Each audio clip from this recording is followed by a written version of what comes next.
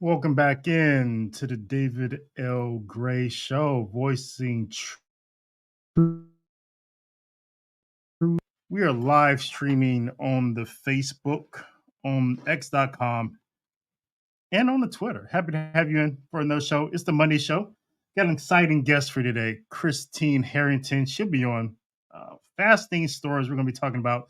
She died and came back to life. Also, she has a very fascinating background, very interesting, very moving background, really, um, as far as her experience with being a post-abortive woman. So we're going to get into that. Really great show for you today. Coming up in about 10 minutes. Before we get going, I want to let you know that I had a couple exciting announcements.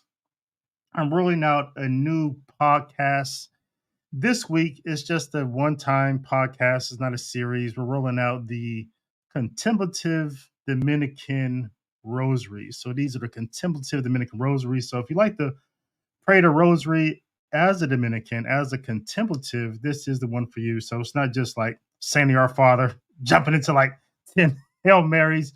No, we actually take the time and we contemplate each mystery before we get into the rosaries, because unless praying without contemplating is like trying to breathe without inhaling. All right. So you dry up. It's not a lot there. So you got to contemplate. So we're doing that. Also, there's something else going on that I want to let you know about, but I don't remember what it is. It just lost my mind, just escaped my mind that fast. So, but anyway, I'll probably will remember it. There's something else going on at St. Dominic's Media. But man, it's a crazy time, right? In the world right now. I mean, the world is just always full of this like uncertainty. Like you never know what's going to happen other than that you're eventually going to die, right? And hopefully that's we're able to live a long, fruitful life and do a lot of service for God. But I was thinking about this whole thing that's going on in Israel right now, and it like really troubles me, and I really don't know like what to think about it altogether. And here's some I'll put up some headlines here, some things that are going on.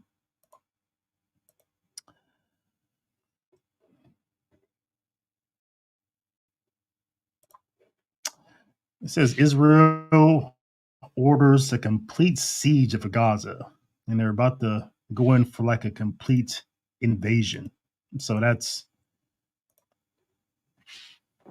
I mean, this is the first time like Hamas has launched rockets over there, right? And we've heard things in the past like, oh, we're going to strike back, we're going to do some retaliation. I think we're used to that, but Netanyahu is saying it's a all-out war now. That's new language. Hamas says attacks were backed by Iran. The Revolutionary Guard gave the go-ahead last week in Beirut. So apparently Iran is behind this whole thing. Donald Trump had a tweet on September 11th predicting this whole thing was going to happen because Joe Biden had given um, them a lot of money in exchange for some hostages. Apparently, the Hamas had built a whole mock town and practiced an assault in plain sight, but the Israelites, who knew that everything that they're doing over there, really didn't think they were interested in war, because apparently they had been duping them for years that all they were interested in was just economic benefits. So they're calling this the worst massacre of Jews since the Holocaust. Over 100 hostages taken, young and old, just snatched off the street, taken back to Palestine. So apparently they want to use them for some sort of leverage or whatever. Apparently they're marching them through the street naked. Naked women are being paraded through the streets. At least 9 Americans have been killed. At a desert rave, 750 attendees have gone missing. They're calling this the greatest intelligence failure in Israelite history, one of the greatest intelligent failures since 9/11. They're calling it. And people are celebrating around the world. You have people celebrating in London, in Sydney, people yelling Alu Akbar. You have counter protesters rallying in Manhattan. The Kremlin says perhaps there is a high risk of a third party entering this conflict. Across the Mideast, you have surge of support for the Palestinians. Now they're talking about over 800 killed, over 2,000 wounded. The United States is sending warships and jets. And it's a divided world on this. You have some Democrats in Washington calling for the backing of Israel and whatever they want to do. Joe Biden, we have their back. Then you have some Democrats like Alexandria Ocasio Cortez. She's calling for peace in this situation, even though peace is not an option for Ukraine. I started St. Dominic's Media back in 2017, and I thought a great model for it was pursuing peace through truth, right? Because I've always been a big peace advocate. I don't like war, don't like the death penalty. I just want everyone to live their just natural life, their God given life, from the moment of conception to natural death, right? So I was like, how do we get there? How can I contribute to that? Well, I said, well, if we pursue peace through truth, if you share truth, which is namely a person named Jesus Christ, I think you eventually get to peace, because the peace is also a person named Jesus Christ. But I was thinking about this whole thing that's going on, and a little while ago, there's this incident in Alabama where there's something happened with some sort of boat. You have a security guard telling these guys, "Hey, you got to move your boat." They get out the boat and jump the man. This is being it was being staged or talked about as some sort of black versus white sort of race thing. And I was kind of thrown back by I talk about the historical grievance a lot. How Black Americans were always told we have to feel grieved about things that happened in the past. That whatever happened in the past, it happened to us, no matter how long ago it was. If it's bad, it happened to you if you're Black, right? And so there's always this historical grievance in the American Black community that you're supposed to feel grieved about things that happened to people who look like you 400 years ago, 10 years ago. Trayvon Martin slavery, it was you. And so when this whole brawl came out, I was kind of like disturbed how so many Black Americans is all over social media, and how everyone's supposed to be able to feel happy that these white guys got their comeuppance and got jumped. They were drunk. It's not hard to beat up a drunk guy, but it's like this self-esteem boost. Like all the years of slavery, all the historical grievances wiped away by beating up a couple of drunk guys and his wife, throwing her into the water. And again, I really didn't really understand it until again I was looking at this video and I saw these kids, these Palestinian kids, just happy about what was happening in their country, because some of their brothers, some of their kinsfolk, some of the people from their country has started a war with Israel. Kids cheering, people at the White House cheering, people in England cheering. Now, I'm not putting on a cape for Israel. I don't have, not going out here to defend the Ashkenazi Jews for anything. But I guess the question I have that I really don't have an answer to is like, how do we heal historical grievances? Like, how do we do that? How do we get people to stop telling themselves harmful stories that they're grieved? Because they're grieved, about something that happened to them, or something that happened to someone looks like them, or something that happened to their community, that they now have to go into this cycle of vengeance, of revenge, of retaliation, of murder. It's like that's all we know. Like this animal brain behavior, vengeance, retaliation, eye for an eye, tooth for a tooth. Whether it's murder in the womb, murder on death row, murder on the streets, murder your neighbor. It's like we just keep repeating Cain's murder of Abel. And I really don't have time for people. I saw some people over on X.com talking about, oh, I don't believe what happened. Some guy in my church yesterday was saying that.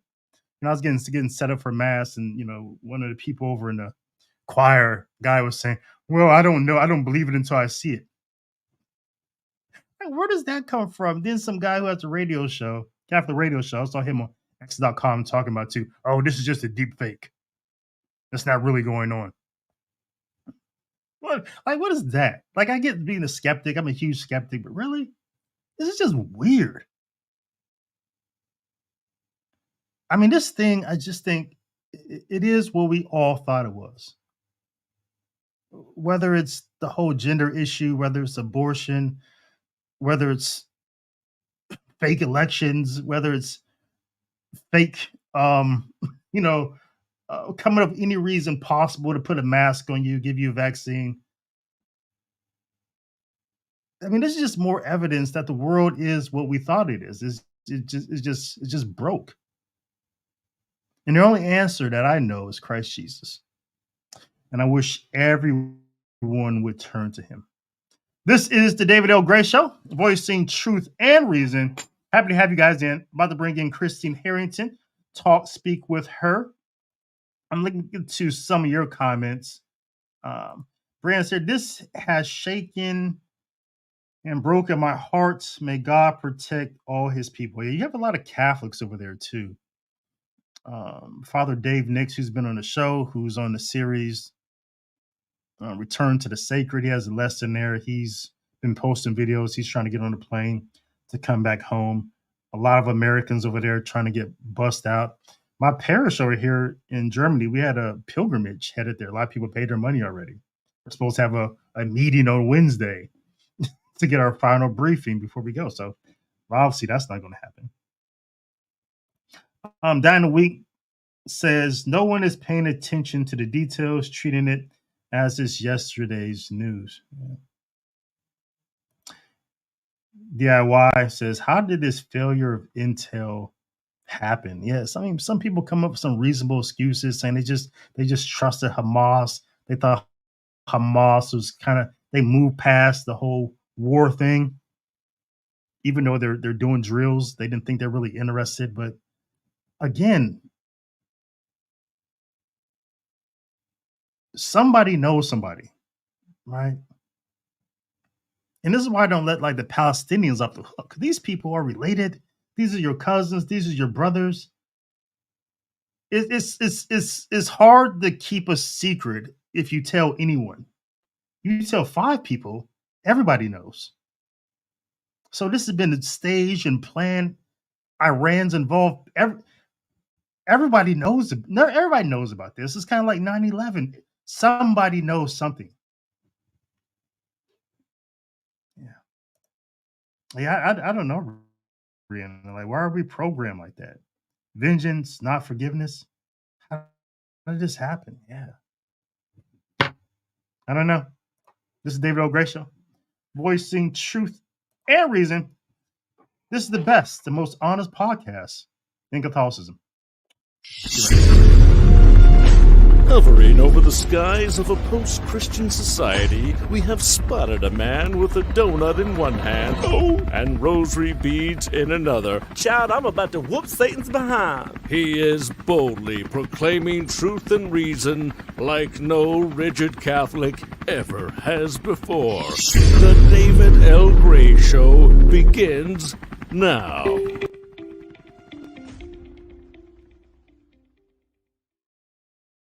David L. Gray Show, voicing truth and reason. Have our guest here, Christine Harrington. You can check her out, her podcast, her YouTube channel. It's called Eternal Life Plan. She does that. You may remember her from church militant days, but in her real life, outside of the matrix, she is a leading sales professional. She's helping sales professionals and sales teams achieve their goals and set records. And now she's on the David L. Gray Show. Welcome in, Christine. Thank you for having me, David. Can you hear me okay? Yeah, everything's great. Everything's great. Happy to have you here. Thank you. Well, So we're gonna I'm so glad that you talked about Father Nick's being in Israel, because Jesse Romero is there too with 60 U.S. pilgrims. And this has got me so worried, praying like crazy for everything that's going on over there. Yeah. Like, man, who knew that was going to happen, right? But that's how the world turns, man. You just never know. You just wake up, you just do your best, and you just pray for the rest, right? Right. Yeah. Excited to get into your stories today. I had kind of knew in the past. I had read your story about your experience with the whole abortion industry, where you were at in your 20s, where your mind was at, and how you recovered from that, and then how you kind of devoted a lot of your time since then trying to do your part to touch women's lives and touch men's lives in that industry. So I wanted to get in that, and I also want to get into what I didn't know. I've seen some videos floating around, but I never got a lot into them really, about the experience that you had when you like actually died and came back. So I want to get into that. Really excited to hear more about that and understand, like, how are you like processing that right now? But first, I want to start off because I want to talk to you about just what you do and like in your daily life, sales. Because I always thought it's always been my contention. People may have heard me say this, Christine, that I just think salespeople, people who are like been really good at sales, I think they would make the best bishops, the best priests, because there's something about sales that it's when you're good at sales, you're like everything. You're a pastor, you're a barber, you're a counselor, you're like a spouse. I mean, you touch so many aspects of people's lives. You have to be a great listener. You have to know how to communicate, and also you have to know how to listen. And so and so salespeople, I think, really, really get it. And I think a lot of the issues I think we're having in the Catholic Church, I think it would help. I will say this. I think I'll say it this way, just from my own experience. I got into sales like later on in life.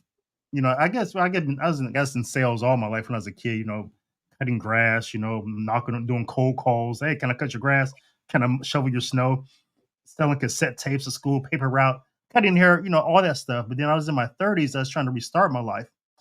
And then the only people who really give me a shot were like sales. So I did, the lawn care thing, and then I got into car sales. And I didn't think I'd be really good. But I guess I had some natural things that kind of helped me be okay, communicating, listening, relating to people. So I was okay, a little bit above average. Then I read a few books, started studying, got some coaching, got better. But I think when I made a turn, when I became like one of the best salespeople in CarMax in the whole industry, in the whole company, a top salesperson in the whole company, was when I said that, I looked around, Christine, and I was looking at all the average people in the store, the 80%.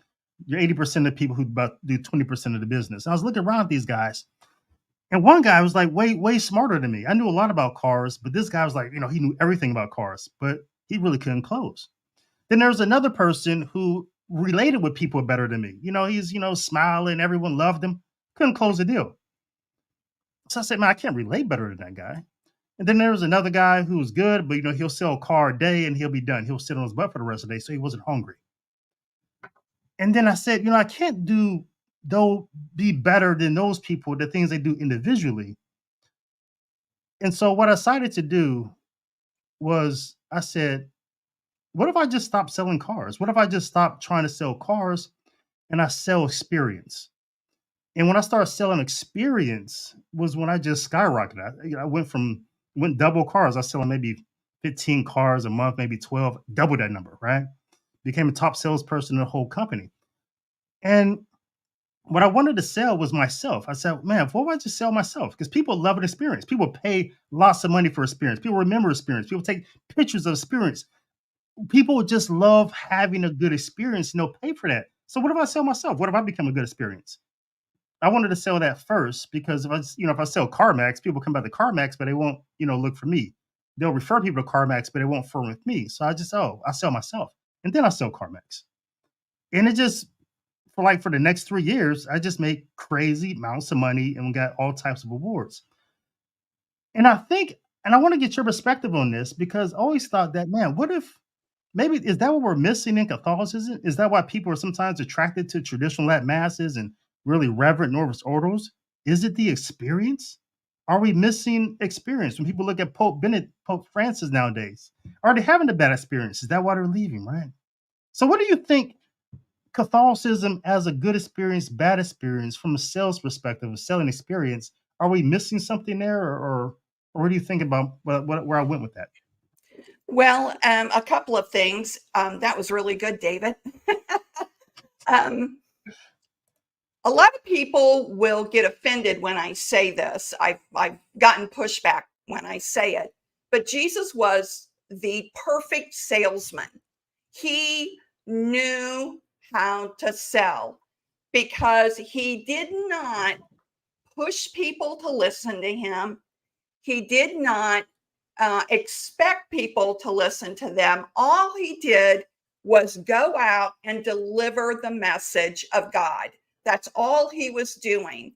He attracted people to him because he was honest, because they had never heard this message before. And like you said, David, because they had an experience with Jesus.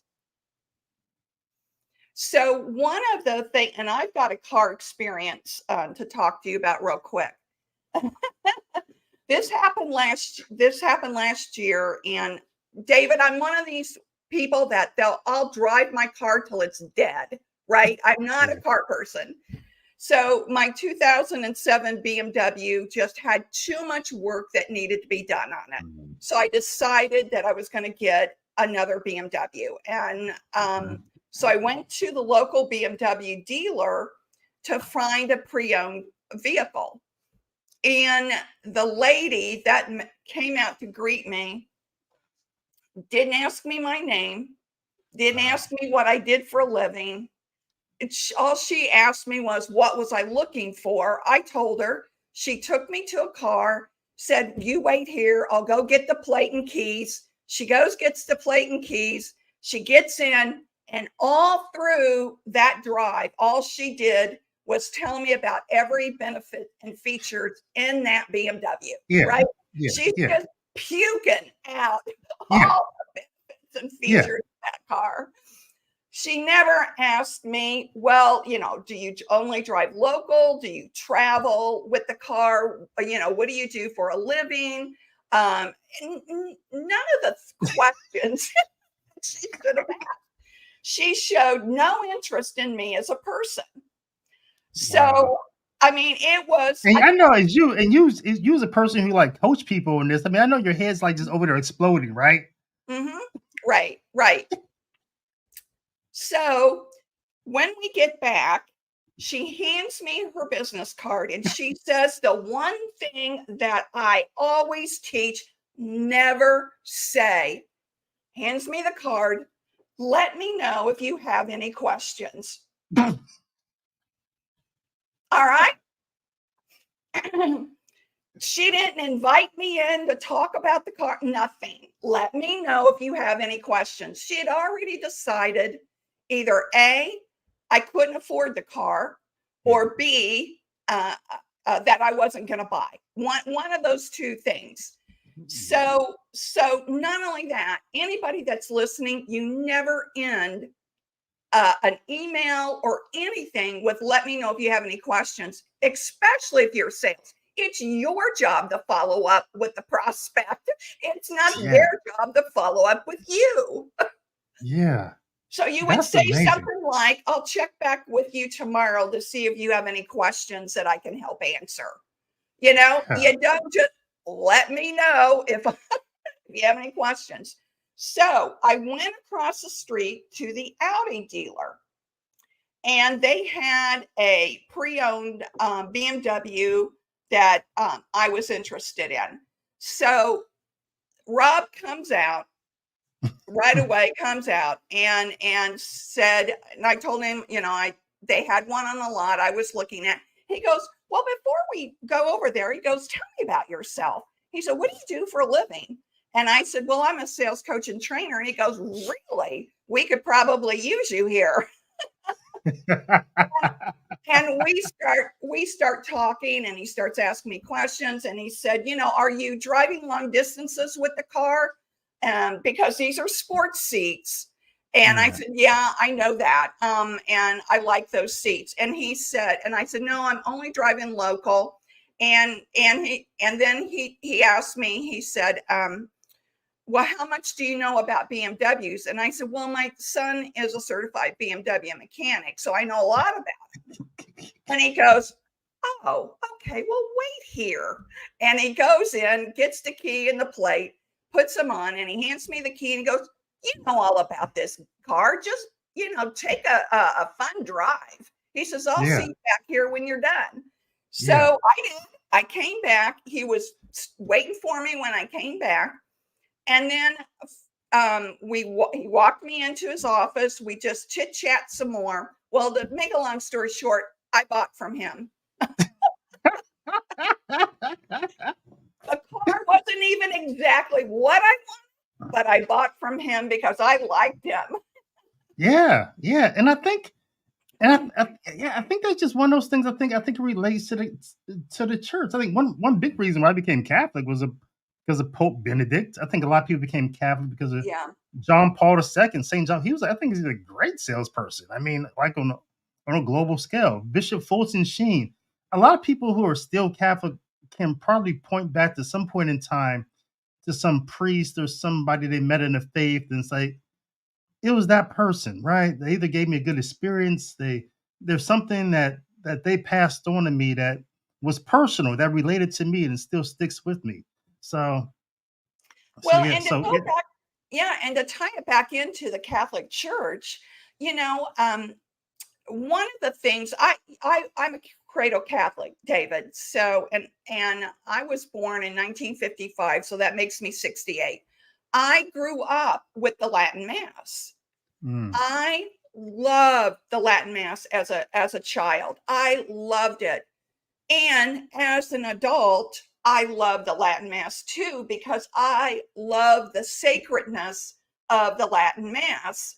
I'm all about the incense and the bells and the yeah, majesty of our Latin Mass service, mhm, because that is part of the experience. yeah, My dear dad, who has since passed away, when they went to the Norvis Ordo Mass and the priest was turned around, to face the congregation, my dad turned to my mother, and I was a little kid when this happened, and said, well, if I wanted to go to a Protestant service, I would have stayed Protestant. that's a great first experience. Wow, And he wow, did not like the Norvis Ordo, but there were wow. no Latin masses. And there's one Latin mass here in Indianapolis, in my area. Mm, That's it.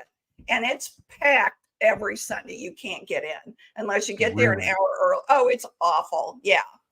Yeah. I wish there was more. Mhm. Yeah, yeah, yeah, yeah, yeah. That's a good point about ad orientem versus populum. I guess in like a sales perspective, it's clear in the Latin mass, or even anytime the priest is ad orientem. Like, what are you selling? You're talking to a salesperson or using their hands to point to things, whatever.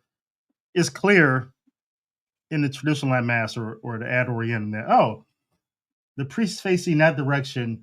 That's what he's communicating right there. So versus Populum, the priest facing us, like, oh, what am I supposed to be focused on you? What's going on here? Well, it always appeared to me that they were on stage. Yeah, yeah, They were yeah, on yeah. stage. And And I think it gets contagious after a while too. Because I feel sorry for priests after a while. After years, 10 years, 15 years, 20 years of doing that, I think you get maybe kind of caught up in the showmanship of it, don't you? yes. Well, we've seen that, haven't we? With Yeah. all of these dances that are going on. Yeah. I'm just Yeah. waiting for the jugglers to come out next. Yeah. So there you are. I mean, you're raised Catholic. Your early experience is the traditional Latin Mass, and but there you are in your 20s, right, making some really questionable choices. Who were you then, and how did you get there? Well, it's even worse than that, David. I almost became a nun. First of all, I have two great aunts that are nuns, and I absolutely loved these aunts. One was Mother Superior to Spalding College back in the day, and she was a very important nun in Kentucky. And we would often go visit her, and I always felt that I had this calling to be a nun, but never acted on it. And married my high school sweetheart. And I'm going to say this, I was a virgin when I got married.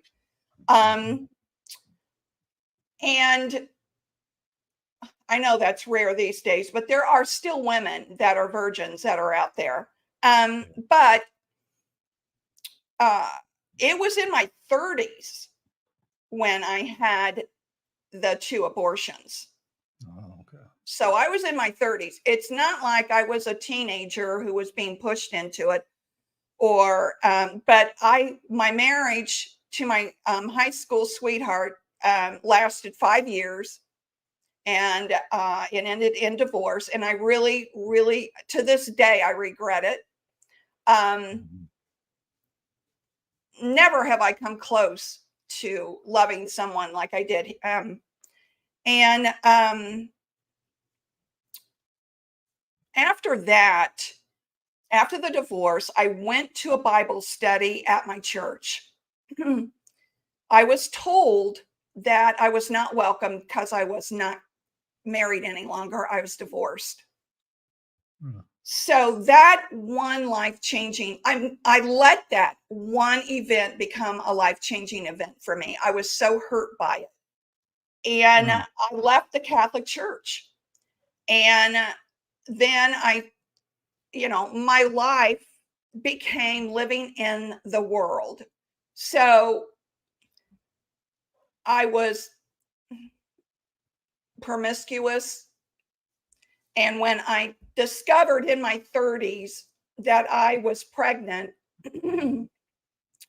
um, I was happy about it. I was scared, but I was happy about it. But everyone around me kept telling me, you have to abort. You have to abort. And God rest my mother's soul. I know she thought she was doing the right thing. And I should have been strong enough, David, to say no. But she kept saying, you have to get an abortion. You cannot raise this child. Why are people afraid for you? David, I don't know that I can answer that question. My mother was very controlling. And unfortunately, I let her control me.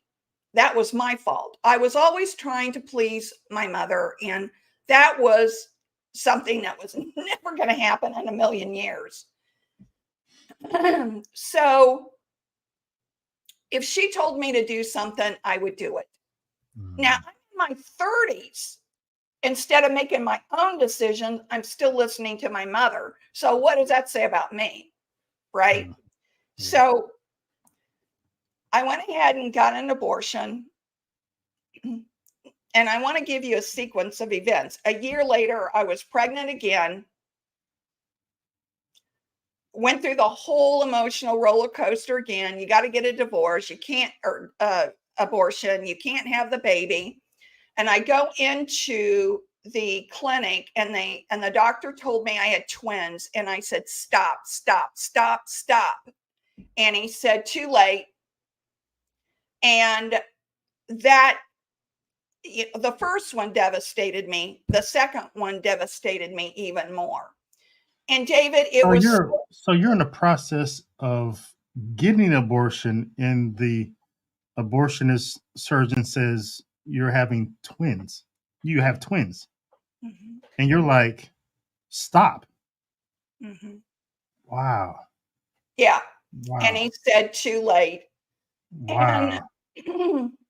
I remember very little about um, the whole process. I can't tell you what day it happened. Some women that have abortions, they can tell you exactly the day, the time, the smells that they encountered in the abortion room. They remember every detail. I was the exact opposite, which is common as well, where you're so traumatized by it that you don't remember much of anything. But I did remember that. I remember them before you go in, they do a counseling, which isn't anything other than they give you every reason why you should have an abortion. They never bring up adoption at all. So the surgeon, I remember the doctor, both of them could never look at me. They totally ignore you as a person. They're fixated on whatever chart is in front of them and doing the abortion and getting you out and bringing the next one in. So it feels like an assembly line. Um, and we as women know what we're doing is wrong. We innately know what we're doing is wrong because we're built to be mothers. And what absolutely infuriates the pro choice movement is when I refer to pregnant women as mothers, because that's what they are. You don't have to have a baby in your arms before you're a mother. When you conceive, you become a mother right then and there. I wish I had people in my corner that said, I'm your emotional support. The men, both times, told me, just get rid of it. Just get rid of it. So there was no emotional support from them at all. I know men in Rachel's Vineyard that I work with, that they never wanted the abortion. So on the man side, there's two sides. There's the one that's saying get rid of it. There's the others that never wanted it. They wanted the baby. They wanted to support and love that baby. And the woman is the one that decided. It's both together. You made the baby together. You should raise the baby together, even if you're not married. I know that's not a popular view. So when I went, how much further do you want me to go, Dave? Oh, I have time. Okay. I've got a frog in my throat this morning. But I mean, I would say though, I mean, myself, I made a couple of videos about this being like a poor post-abortive man, and having been in that situation where the woman you're engaged to comes back home and you know um, tells you what she did, right? And then you feel, because I think I had Michael Lofton on my show one time, because we both had that situation where we just found out like afterwards, like, hey, I had an abortion. And some men have beforehand, maybe you can maybe try to convince her, but you're sitting there sometimes as a man and you're thinking you're going to have a child, right? Now you're not, and my experience is that was like the angriest I ever felt in my life.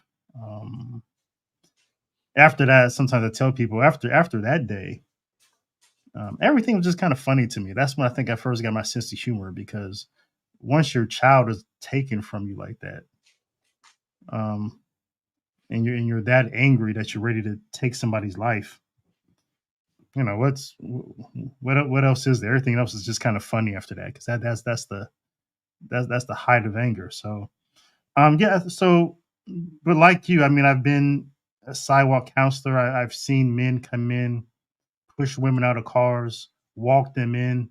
Some of them don't want it. Some of them feel powerless. Like, it's her choice. You know, and some men are like, I don't know what to do. I try to talk to her.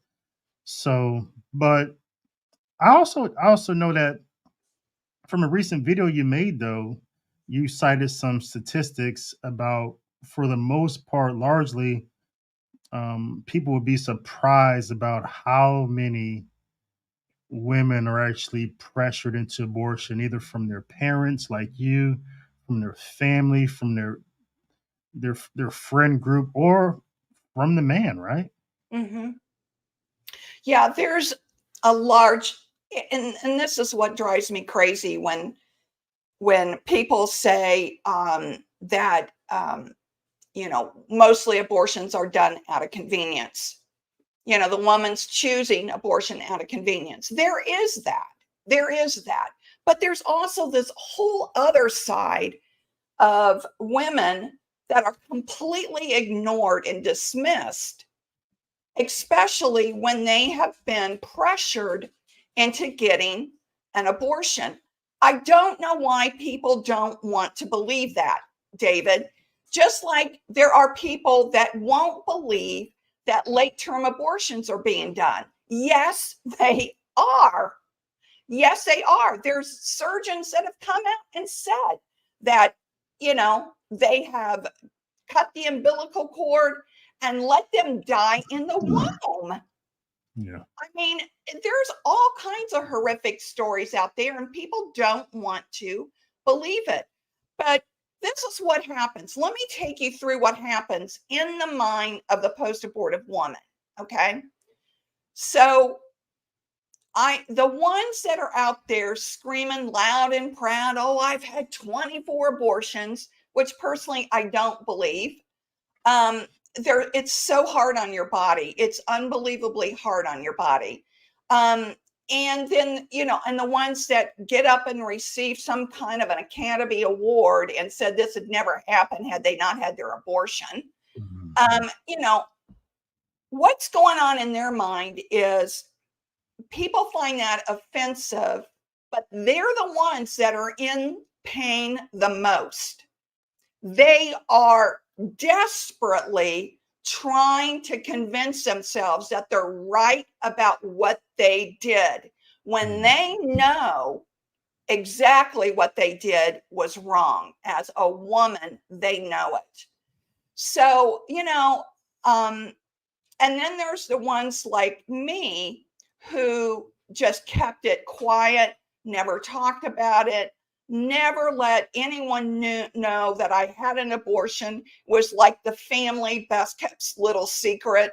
Um, and we bury our emotions deeper and deeper until we come to a point where we can't bury it anymore. Every time there was some discussion of abortion on TV, I'd turn the channel. Or if I was Mhm. reading something, I would tear it out of a magazine and throw it away about abortion. I could not even listen to the information. And someone asked me in an interview, was I pro-life before I had the abortions? And I wasn't pro-life or pro-choice. I never thought about it. I just never thought about it. Now I was out of the church, so in my mind, I didn't have many principles I was living by. And had I, you know, I probably would have made a stronger decision, like I did when I finally had my son.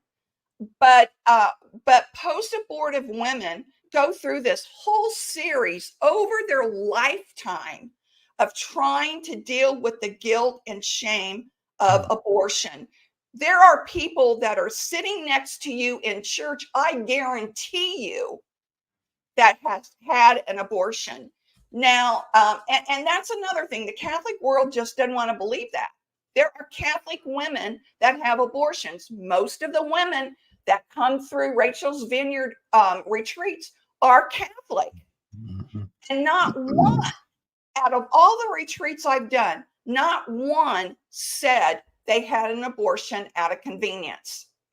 It was always someone pressuring them or their doctor convincing them that the baby needs to be aborted because of some,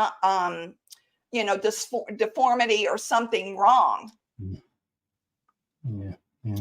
So, So you think the women who are out here saying shout their abortion, they're just being fake, and they're just they're somehow just they're being fake, and by being fake, by having this fake facade of I'm going to shout my abortion, I have nothing to be ashamed of. What they're really doing is just masking their shame. that's right. And well, you know how it is when you're talking to someone that's dug in on their issue, on their opinion, you're never going to change it. And that's the same thing with these women that are loud and proud about abortion, is they cannot face what they did and cannot admit they're wrong for their choice. So they have to get obnoxious about it in order to strengthen their resolve that what they did is right and true. And it's just a clump of cells. Yeah. Yeah. That's why when I find myself in a conversation with a woman about it, and I can just kind of sense where it is kind of going. You just kind of throw out a couple of fun facts, and there it just kind of you hit like a brick wall with those facts, and you kind of see where there is like a defensive mechanism. Mhm. I don't really press the issue so much really there. I may talk about another a symptom of the issue, just like the sacredness and humanity. I might just go somewhere else with the conversation rather than just talk about abortion itself, because it seems to me it's even with Protestants, right? The harder you push somebody, it's like an egg in water. It just gets harder, and I don't want to do that. Right. So Right. where do you go in those conversations? Do you keep making the egg hard, or do you crack it, or what do you do? Well, if you go to the sacredness of life, most of the Mhm. time, those people or those women, well, men too. Oh, yeah, go pray your rosary. Yeah, that's what you do. They start mocking the faith Yeah, yeah. because of that. Um, and, or I'll turn around and ask the question when they're pushing back so hard, have you ever had an abortion? Yeah. How dare you ask me that? Oh, Oh, oh, okay. oh, So, okay. so what are you telling me, that you want everyone else to get an abortion, but you don't want to have one? Or is it that you've had one, and how Mm, dare I ask that question? yeah, yeah, yeah. How did you find your way back home to the Catholic Church after this? After um those two abortions, the second one, I know you're on the table and you just deeply regret it. Yet, you had this early experience with one Catholic church where they didn't even want to hang out with you because you got a divorce. How do you find your way back home after that? Well, my son, I was sending him to Catholic schools, and I was taking him to mass on Sundays, and I wasn't receiving communion. Mm, And he kept asking me, "Mommy, why aren't you, why aren't you going up?" And I said, "Well, Luke, I've got some sins I have to confess." Well, every Sunday I was doing this, giving him an excuse for why I yeah, wasn't going to communion. I ate yeah, a little something before we came, and, it hadn't been an yeah, hour yet. yeah. So it got to the point where now, mind you, David, he was 16 before I finally had the nerve to go and confess my abortions, because I was told that because of the abortions, I was excommunicated. So I was running away from the fact that I could have been excommunicated. So, and this is the contradiction of my mother. After my second abortion, she gave me our priest's business card and said, "When you're ready, go talk to him." Mm. So for all of those years, 16 years, I kept that card displayed prominently on my desk. Wow. And it came back down to being a coward again. I was too afraid to go and confess. The shame and guilt was that deep. So I finally, David, I said, I cannot do this anymore. I've got to confess.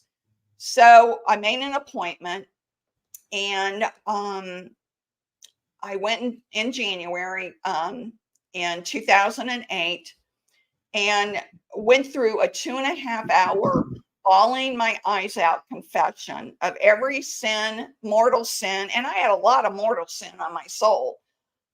Everything, the abortions, the promiscuous lifestyle, everything that had gone on in my life. And after the confession, Monsignor said, your sins have been forgiven, and, did the whole blessing, all of that.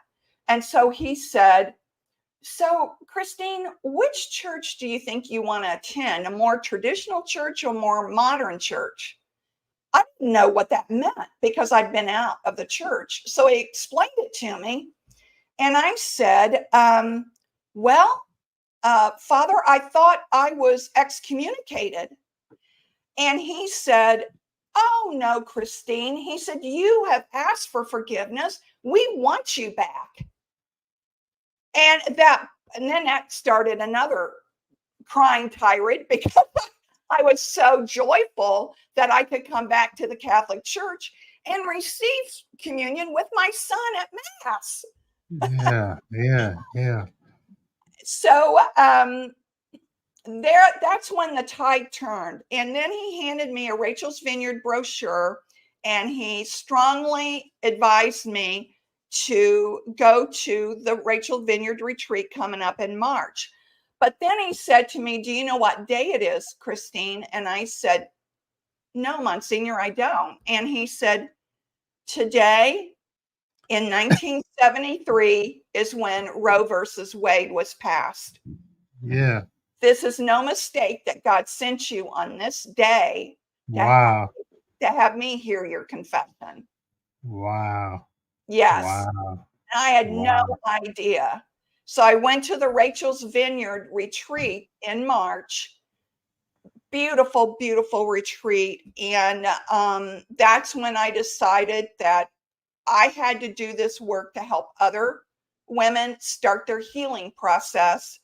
And you have to go to the meetings and wait a year before you can start being a facilitator. But I started as a facilitator, but I had to sit down and talk to my son about it, David, since I was going public.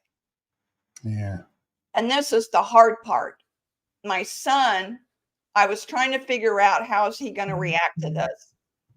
And he said to me, after I told him, "You mean, Ma, I didn't have to grow up alone? You killed my brothers and sisters?"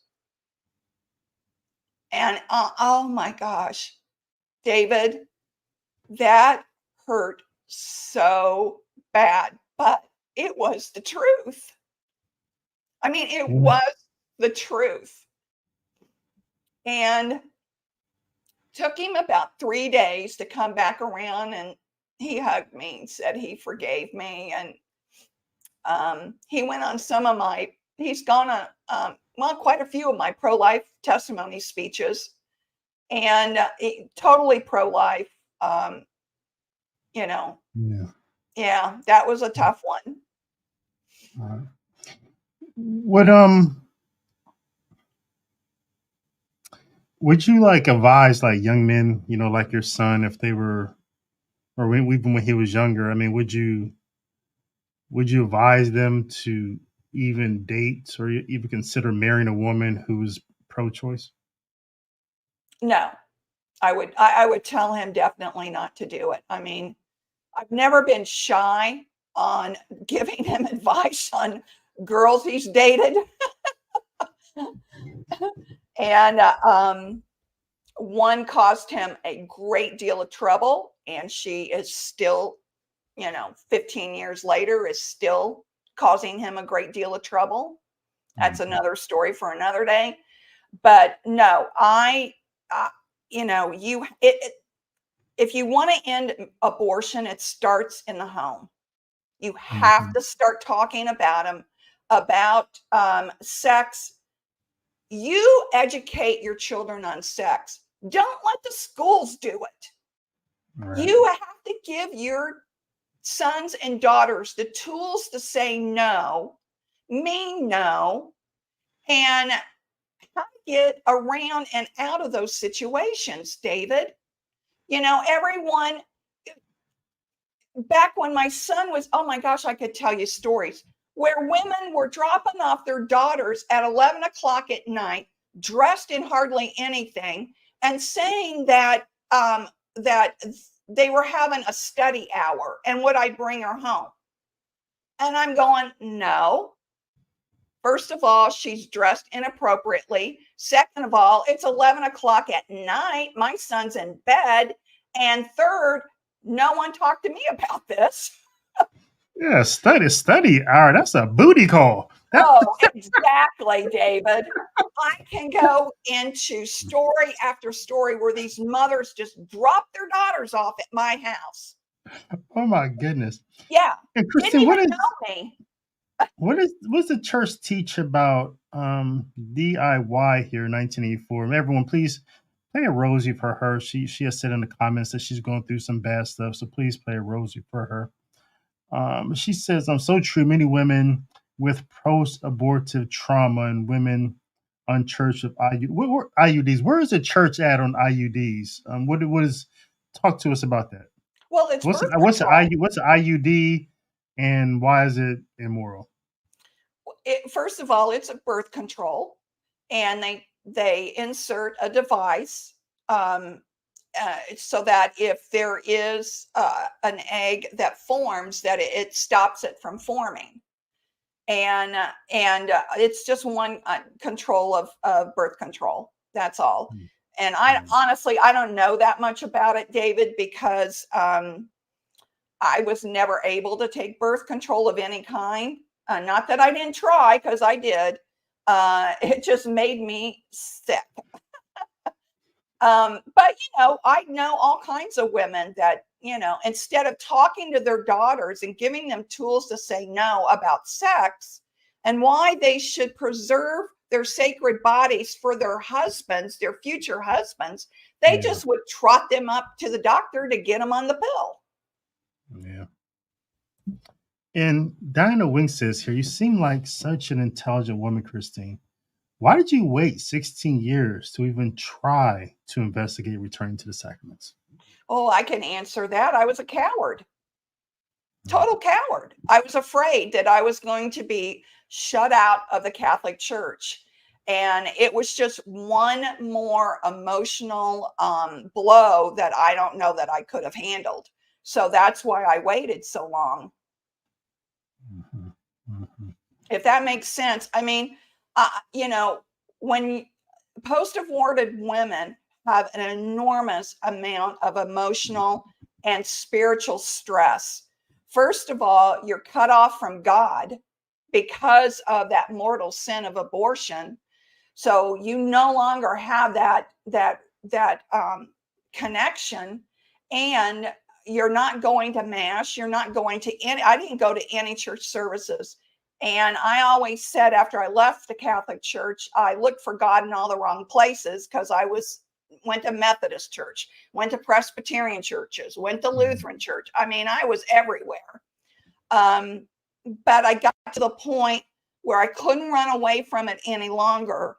And I missed the sacredness of Mass so much. But when I went for that confession, I fully expected Monsignor to tell me that I could not come back. I was fully expecting that. So it Wow. was such, oh, you have no idea, David, the weight off of my shoulders. Yeah. Just, but even with that, my abortions have, even though I know God has forgiven me, post-abortive women have a hard time forgiving themselves. It is since my abortions, even since I went and confessed all of my mortal sins, especially the worst sin I could have ever committed in my life, the abortions, it has affected every area of my life. When I had my son, I felt like I was a monster mother because I had, killed his siblings. I had a hard time connecting with him because I was afraid I was going to hurt him because of the shame and guilt of the abortions. When my grandson was born in March and I'm holding this precious little baby, it all floods back. How could I have had these abortions? How is it possible that I could have had these abortions? What was I thinking? And then I had that thought from Satan, oh, you're going to hurt this one too. And, I immediately gave my grandson back to his wife. And I had to compose myself. I just made an excuse. I've got to go to the bathroom. I went to the bathroom and composed myself and came back. So there are events that trigger post-abortive women, and all the emotions come flooding back. So it took a while. And I talked to my son about this when I came clean about the abortions. And he said to me, David, I knew there was something that was always bothering you, Ma.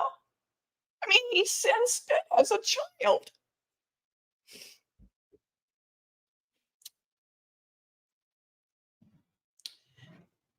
So I try to, the best I can, bring awareness to what happens to the post-abortive woman. Because for some reason in the pro-life movement, they don't talk a whole lot about what happens to the pro-life or to the post-abortive woman. And people need to know this before they sign up for an abortion. You think Planned Parenthood is going to tell you about the emotional prison you're going to be in for the rest of your life? Rachel Vineyard Retreats gives us tools to work through when we get triggered. They give us tools to start the healing process. But I can tell you that you'll never heal. You just learn to live with it, and you learn to help other people understand what's going to happen to them when they choose to abort. Because these things aren't talked about enough. They focus on the unborn, which I understand that. But there needs to be awareness of what happens to you when you make that choice as a woman and how it'll affect you your entire life.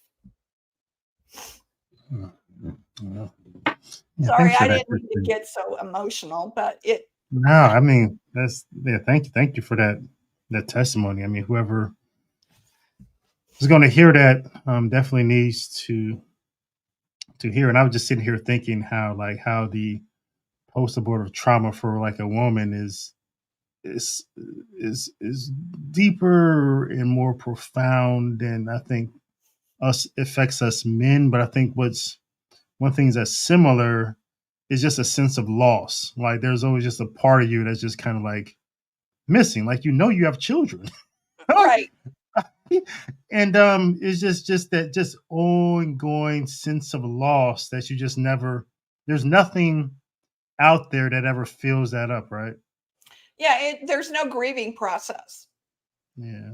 Yeah. And there's none at all. And um, you just carry that deep that hole in your heart for the Yeah. rest of your life. Yeah. Here I am, I'm 68 years old, and um,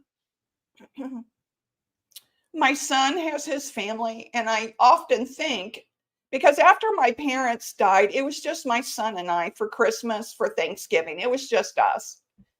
And we saw our family shrink, starting to shrink. I mean, he noticed it as much as I noticed it. And so, the underlying thought was, well, had I not had those abortions, we would have had 3 other family members here, Mm, probably with mm, their spouse, with their children. yeah. And you know, that's that's one of the regrets. It's a selfish regret, Mhm. but it affects family. And Yeah. nobody ever talks about that too. When I do my testimony, I set up 5 chairs. And at the very end, I sit down in one, my son sits down in the other, and I said, "See those 3 empty chairs? Those chairs are empty during Thanksgiving and during Christmas and during celebrations. They're always empty." Yeah. Yeah. And Brianna says, "My heart breaks for you. I wish I could hug you and remind you that God loves you and is using you for His will." Yeah, and He is using you, and I'm glad you, um, kind of like do like Saint Paul. You sometimes you feel, I think, rightly, and God uses us rightly, and I think that sense that some of the worst things that we've done, once He heals us and restores us, and he places us in a position to do reparations and heal people and reach people where we were, right? Mhm. Yeah. Well, and that's why I get so infuriated when there are Catholics out there saying, "Put him in jail." Yeah. Yeah. Yeah. Yeah, Yeah. maybe Yeah. you should try to understand the other side before you start judging and condemning people. Yeah. Yeah. I think one aspect I kind of understand where law and justice, the idea that, there's some sort of just response in the legal system to jail people who do commit murder, without understanding the mitigating factors of why people do what they do, right? Mhm. And I think that's largely an American response. I think our response is always put people in jail. Yeah. It's always the easy way. It's quite American, to do that. So yeah. Um. DIY also says this podcast will help heal many women and men. Yeah, I hope so. But I want to transition a lot of time that I still have you, because um I just wanted to hear about this experience you had where, you're the first person that's been on the David L. Gray show, voicing truth and reason, that I know of that has actually died. When you say I want you to go to the story as you can, but by death, you mean like you feel like your soul actually left your body, like Paul describes. Like, were you? Tell us. Were you looking at yourself? What Okay. happened? Was there some pearly gates? Tell us everything that you can. All right. So when I was going into labor with my son, who is my only living child, by the way, um, and keep in mind, out of the Catholic Church. I had lived a promiscuous life. I had had 2 abortions. When I got pregnant again, I said, I cannot go through another abortion. And there's a part of me, David, that felt like I had to have a child to redeem myself. I know, faulty thinking all the way around. But when I went into labor, it was 27 and a half hours later. I was not going to deliver this baby naturally. My son was stuck in the birth canal. They were losing him. My blood pressure was going through the roof, and they had to do an emergency C-section. So I'm wheeled in to the operating room to do the C-section.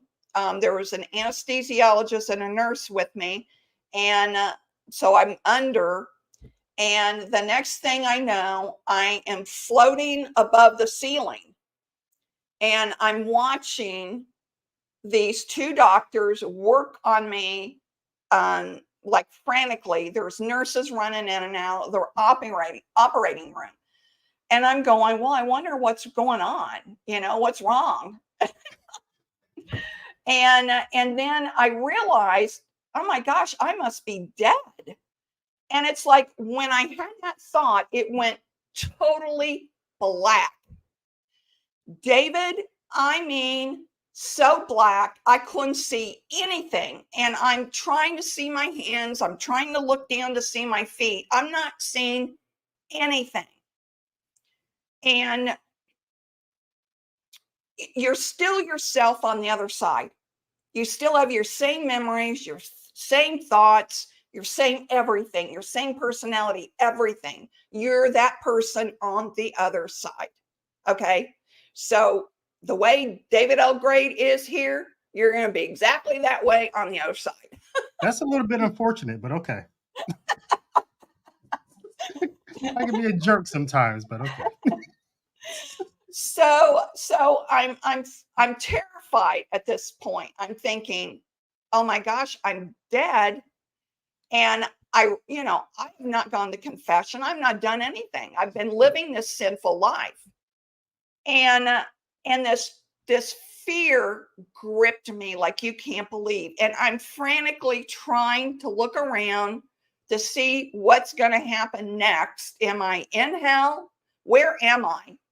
Yeah. And I just cried out to God, oh God, please, please don't put me in hell. Please don't put me in hell. Please help me. And when I did that, I saw this little tiny light, and I started moving towards that light. And the closer I got to the light, the less it's like the fear just started melting off of me. And I got all the way up to the edge when I stopped. So let me paint that picture for you. There was gray everywhere. So it went from black to really dark gray to light gray. And I stopped at the light gray. And I sensed two beings were with me, but I couldn't see them, or I don't remember seeing them, but I heard them in my mind. And I looked up, and the warmth, I knew that was God up there. I knew it was God. So the first thought was, how could I be here? How could I experience him? And then all of a sudden, this love and warmth just started flowing through me, this joy. You have no physical pain, and all the emotional pain was gone, David. All of it was gone. All you can do is just absorb God's love and joy. And I'm looking up like into a muted sun, but cloud and a muted sun. You're looking up, and it doesn't hurt your eyes, and you're just feeling this undescribable love wash through you. I didn't go any further than that. And the beings that were with me said, you have a choice. You could stay or come back, or you could stay or go back. And I said, well, what's going to happen to my son? And they said, well, your son will be fine. And I got to tell you, I was torn. It felt so good on the other side. And I won't say I was in heaven. I actually think I was in purgatory. I don't, it felt so good on the other side. I was torn about whether to go back or whether to stay. It was that traumatic for me, of a feeling that because you've never felt these feelings before in your life. And not only that, but your spirit is expanded way beyond what our physical bodies are. And you just feel so free. And you feel, in my opinion, the first time I felt alive, truly alive. And so I don't know how much time went by when they said to me again, well, you have to make a decision. You can either stay or you can go back. And I said, I can't leave my son. I've got to go back. So I come back and I wake up and I'm thinking I just had the C-section. I'm still fully aware of what just happened to me, and I'm trying to process all of that. And my mother runs up to my bed and said, oh, she's awake. She's awake. And the nurse comes in and is looking at my vitals and everything. And I was in restraints. And I said, and she said, oh, you died. We brought you back. And my mother says, well, she's been in a coma for 4 days. But the nurse would never acknowledge that. And a year later, when I went back to try to get my medical records, nobody could find them. So I really don't know what went wrong in that C-section, but the nurse told me that I had died and they brought me back. The neonatal surgeon said that my son had died and they brought him back. Yeah, we both died in childbirth. But the feeling when I woke, David, and I felt my spiritual side of me come back into my body, it felt like a balloon trying to go through a bottleneck. And it was painful. Yeah, painful, trying to squeeze all that back in. Yeah, I can reconcile that with theology. That's interesting. But so was it days? Like you said, your mother, you're in coma for 4 days. Was it days or just how long was it? 4 days. I was out. It was 4 days. 4 days. Yeah. Mm-hmm. And so when they say, some people are saying that you were gone, was it like they heard like the flat line on a monitor, like you had lost signs of living? I don't know. The nurse just said that you had died and you were resuscitated and brought back. Oh. Yeah. And Oh, I wow. tried to find that out. I tried to get the medical records so I could, see what all happened. Yeah.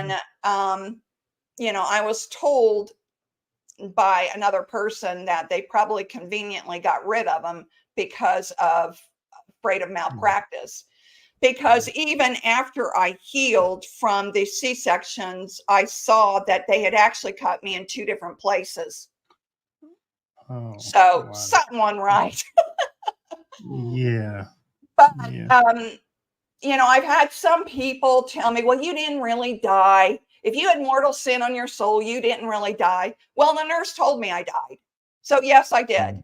And it was that dilemma that just kept nagging at me.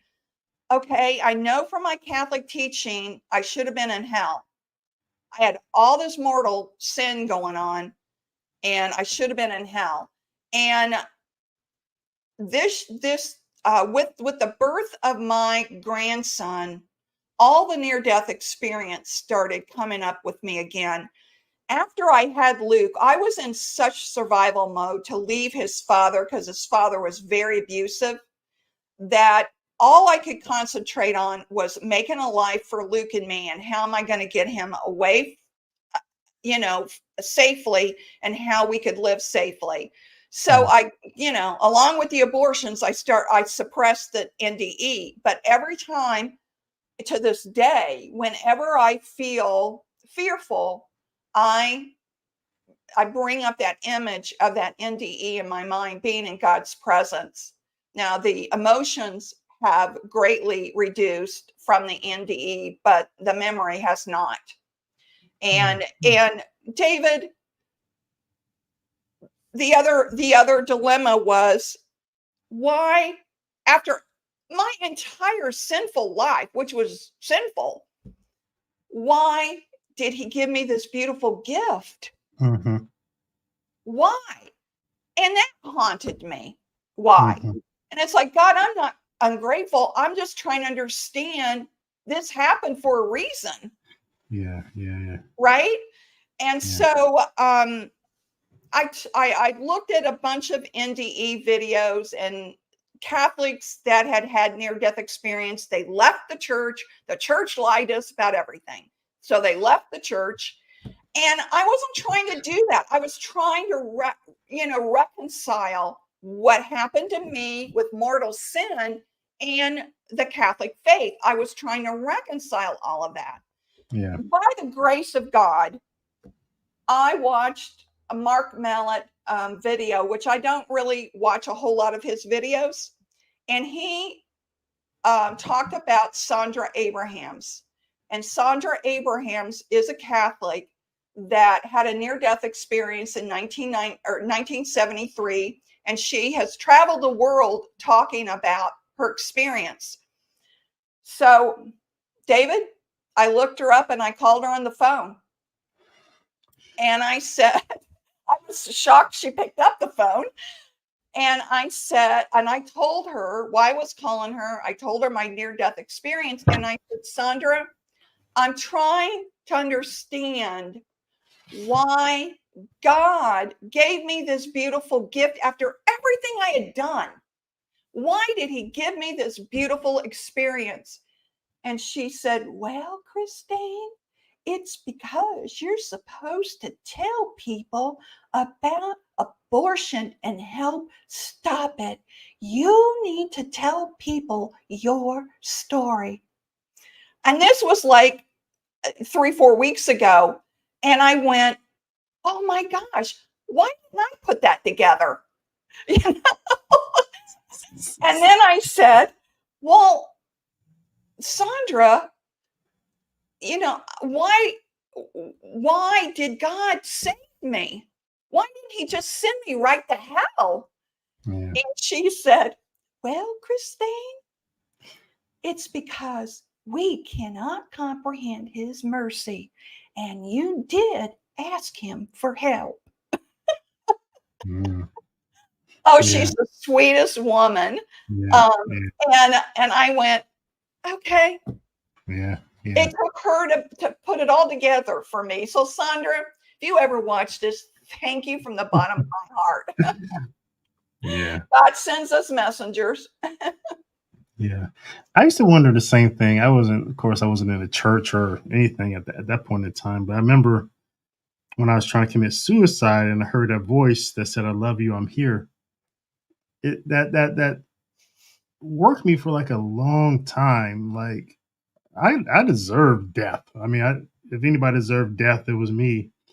Like, why would he, who doesn't condescend to speak to us nowadays, like that, a lot of people, like, why would he speak to me and tell me he loves me and that he's there for me? Like, and then, the longer I thought about it, like, the more I began to think, like, why am I worried about God's business? Right? I mean, if he wanted to save me for his purpose, well, he saved me, and I just have to figure out what he wants me to do, right? And I think that's the point that you arrived at. Like, his mercy is his mercy. Like, his mercy is not my type of mercy.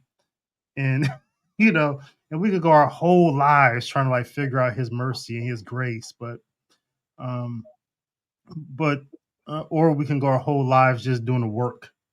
Yeah. So yeah, I'm glad you got to that point, because man, that can lead you out the Catholic Church. That can mess you up. You're worrying about God's business. I mean, God's business is his business is business we can't even understand, right? Well, it goes back to the abortions. I couldn't accept the grace. Mm. I had to find some reason, a tangible reason why this would happen, instead of accepting the near-death experience as grace and as mercy. Yeah. I'm trying to have these conversations with God, like, why would you do this? You know? Yeah. Yeah. You know Yeah. who I am? Why would you do this? Yeah. Yeah. Kind Yeah. of like your suicide story. You couldn't accept it. Yeah. Yeah. Yeah. Yeah. It's funny. Humans are so funny. That's it. I know. We mess ourselves up worse than anything Satan can do. Yeah. Yeah. Dinah says, thank you for that answer. And Brianna says, I pray that my daddy felt that love and warmth when he was called home. The fear I have of his suffering in purgatory after suffering from cancer here is so great. And yeah, I have a beautiful story about my dad passing. When he was passing, he was lucid all the way till the end, David. And I was praying the rosary. I had a rosary on his chest, and I said, "Dad, do you want me to pray the rosary?" And he shook his head, yes. So I prayed the rosary, and then afterwards, I said, I don't know what made me ask this, David, but I said, "Dad, are there angels in the room?" And he said, "Yes, Christine." And I said, "How many?" And he, held his hand up, 5. And I said, "There's 5 angels in here?" And he was looking around. He was just looking around. He goes, "5 beautiful angels, Christine." And oh my gosh, David, that gave me so much peace. I mean, I knew what he was going to experience on the other side, just based on what I had experienced. And I had talked to him about this when we knew that, his time was coming. And I asked him if he was afraid, and he said no. And I said, "Will you remember my near-death experiencing?" And he said, "Yes, yes, yes, Christine." And so, I'm just so thankful that he got the last rites, and a priest came, and he was fully conscious when all that happened. So yeah, That's good. 5 angels in his room. Wow, that's that. Yeah, that's a lot.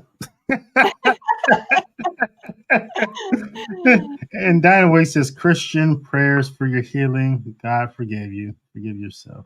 Amen. Mm-hmm. Christine Harrington, thanks for coming on the David O'Gray Show. I kept you like half an hour longer than I thought I would, but thanks so much for coming on and sharing your stories and giving your testimony. I thank you so much for that. I'm really happy to know you, and happy we've got a chance to talk a few times.